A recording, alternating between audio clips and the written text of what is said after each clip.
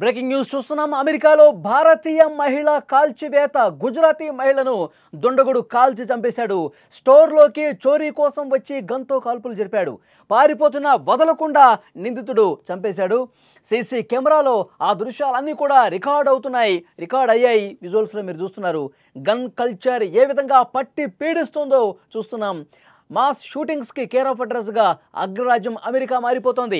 ఈ విష సంస్కృతి నుంచి ఇంకా ఆ దేశం బయటపడలేకపోతోంది. చేతిలో తుపాకులు పెట్టుకుని అమాయకుల్ని బలి తీసుకుంటున్నారు. తాజాగా ఓ అమెరికన్ జరిపిన కాల్పుల్లో భారతీయ మహిళ దుర్మరణం చెందింది. గుజరాత్కు చెందిన కిరణ్ పటేల్ అనే మహిళ సౌత్ కరోలినాలోని గ్యాస్ స్టేషన్ సమీపంలో ఒక స్టోర్ నిర్వహిస్తోంది. ఆ స్టోర్లోకి దుండగుడు ఎలా చొరబడ్డాడో మీరు స్క్రీన్ మీద చూస్తున్నారు. ఆమె కళ్ళలోకి ముందుగా టార్చ్ లైట్ వేశాడు. టార్చ్ లైట్ వేసి డబ్బులు ఇవ్వమని చెప్పి అడిగాడు. ఆమె డబ్బులు కూడా ఇచ్చింది.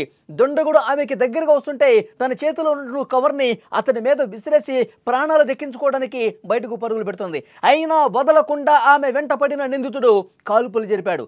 4 రౌండ్లు కాల్పులు జరపడంతో ఘటనా స్థలంలోనే ఆ మహిళ చనిపోయింది.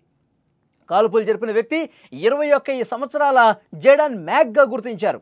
వెంటనే అతన్ని కూడా అరెస్ట్ చేసి రిమాండ్కు తరలించారు. స్టోర్లో ఏదైతే ఈ ఘటన జరిగిందో మొత్తం కూడా అక్కడ సీసీ కెమెరాలో రికార్డ్ అయ్యాయి.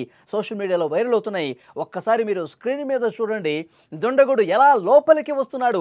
లోపలికి చొరబడ్డ తర్వాత రావటం స్టోర్లోకి అలజడి చేసుకుంటూ వచ్చి తన చేతిలో ఒక టార్చ్ లైట్ ఉంది. వెంటనే ఆమె కళ్ళలో వేశాడు.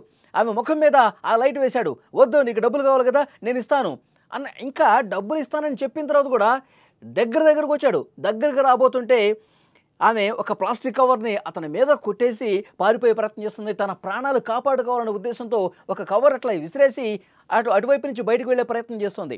ఇది వెంటనే వాడేం చేశాడు, గన్ అట్లాగే పట్టుకుని ఆమె వెనకాల పరిగెత్తాడు. వెంటబడి అక్కడే కాల్చాడు. 4 రౌండ్ల కాల్పులు జరిపేసి చంపేసినటువంటి పరిస్థితి. ఎంత దుర్మార్గం చూడండి. అమెరికాలో ఈ తుపాకీతో కాల్చి చంపటం అనేది నిత్యకృత్యం అయిపోయింది. ఎవడైనా నచ్చకపోయినా, లేకపోతే ఏదైనా దొంగతనానికి వచ్చినా, దోపిడీకి వచ్చినా ఈ విధంగా పిస్టోల్తో కాల్చేస్తున్నారు. గన్తో దగ్గర నుంచి కాల్పులు జరపటం చాలా ఈజీ అయిపోతున్నటువంటి పరిస్థితి. ఆమెను చంపిన తర్వాత వెంటనే ఆ డబ్బును తీసుకుని ఉడాయించినట్టుగా తెలుస్తుంది. వెంటనే పోలీసులకి ఈ సమాచారం తెలిసిన వెంటనే అతన్ని అదుపులోకి తీసుకున్నారు. ఈ మధ్యకాలంలో చాలా ఘటనలు చూస్తున్నాం. భారతీయ పౌరులు ఈ విధమైనటువంటి దాడులతో ప్రాణాలు కోల్పోతున్న పరిస్థితి కనిపిస్తోంది. మొన్న కూడా ఒక మోటెల్లో నాగమౌళి చంద్రమల్లయ్య ఒక వాషింగ్ మిషన్ విషయంలో గొడవ జరిగితే వెంటనే కోపోద్రిక్తుడైనటువంటి ఒక వ్యక్తి ఏం చేశాడో అందులోనే పనిచేస్తాడు. అతను కూడా ఒక పదునైనటువంటి కత్తి తీసుకొని పొడిచాడు.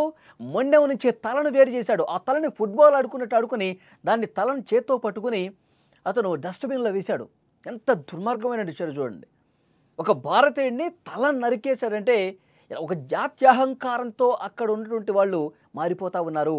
మన దేశం మీద, మన దేశ ప్రజల మీద అక్కడ దాడులు జరుగుతున్నాయి, చంపేస్తున్నటానికి ఇలాంటి ఘటనలే కనిపిస్తున్నాయి. మొన్న మహబూబ్నగర్ వాసి నిజాముద్దీన్ని రూమ్మేట్లు గొడవ జరుగుతున్నారని చెప్పి డైరెక్ట్గా పోలీసులు అక్కడికి వెళ్ళి సంఘటన స్థలంలో గొడవ సద్దుమణిగేలా చేసి ఏదో రకంగా కాళ్ళ మీద కాల్చొచ్చు. అతను నిజంగా ఇబ్బంది పెడుతుంటే, అతను నిజంగా అక్కడ పరిస్థితి మనకి చేతిలో లేదు, చేయి దాటిపోతుంది అనుకున్న సమయంలో అతను కాళ్ళ మీద కాల్చడమో పోలీసులకు అలవాటే కదా.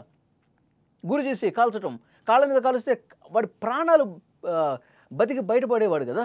అలా కాకుండా డైరెక్ట్గా చంపేస్తున్న పరిస్థితి. పోలీసులు ఆ రోజు వ్యవహరించిన విధానం కూడా సరిగా లేదు. కేవలం భారతీయులు కాబట్టే. అదే అమెరికన్ దేశస్థుడైతే ఆ విధంగా ప్రాణాలు తీసేవాళ్ళ? ఇది చాలామంది క్వశ్చన్ చేసినటువంటి విషయం. జాత్యహంకారంతో రగిలిపోతూ ఉన్నారు వాళ్ళు. మన దేశస్థులు ఆ దేశంలో పోయి బతకడానికి అక్కడ హక్కులు లేనట్టుగా ప్రయత్నం జరుగుతోంది.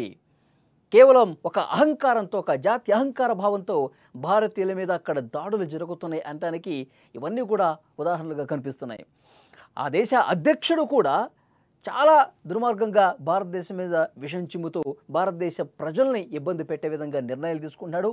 భారత్ మీద అసూయతో, ఈర్ష్యతో రగిలిపోతున్నాడు. కాబట్టి అలాంటి నిర్ణయాలున్నాయి. అధ్యక్షుడిని చూసి అక్కడ ఉన్నవాళ్ళు పేట్రేగిపోతున్నారా అన్న అనుమానం కూడా కలుగుతోంది.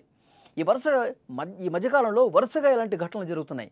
భారతీయుల మీద ఈ విధమైనటువంటి వికృత చేష్టలు, దాడులు పెరిగిపోతున్నాయి.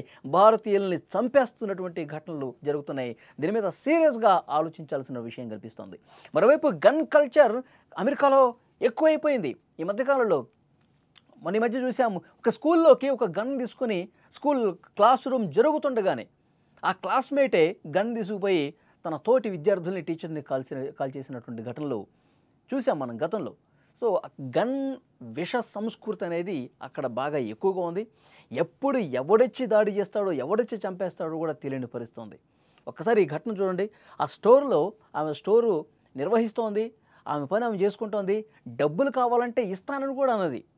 వెంటనే ముఖం మీద టార్చ్ వేశాడు. ఆ టార్చ్ వేసి ముఖం మీద కొట్టాడు. తర్వాత డబ్బులు ఇచ్చే ప్రయత్నం చేస్తుంటే వాడు ఇంకా దగ్గరకు వస్తున్నాడు.